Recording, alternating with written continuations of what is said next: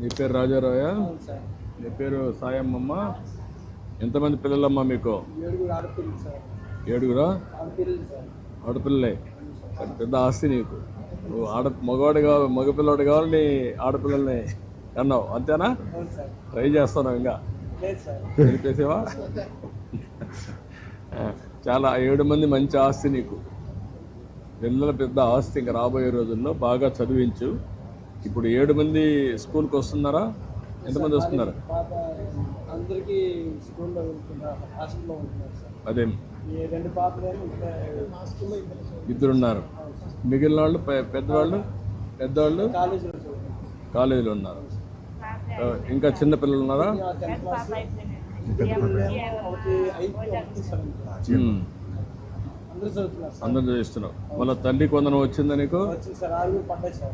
6 మందికి వచ్చిందా? 90,000 వచ్చింది. అవును సార్. మరి నువ్వు ఆస్తే కదా పిల్లలు ఇప్పుడు, అవునా కాదా? అవును సార్. 6 మంది లేకపోతే నీకు రాదు కదా, డబ్బులు రాదు కదా. మళ్ళీ వాళ్ళకందరికీ ఇక్కడ భోజనం పెడుతున్నాం, చదివిస్తున్నాం. వాళ్ళు చదువుకొని పైకి వస్తే మీకు యూనిఫామ్, పుస్తకాలు, చూసుకుంటారు. షూస్. నువ్వు 9 ఇంట్లో ఉండొచ్చు రేపు. 9 మంది పిల్లలు. పెద్ద ఆస్తి. చాలా సంతోషం.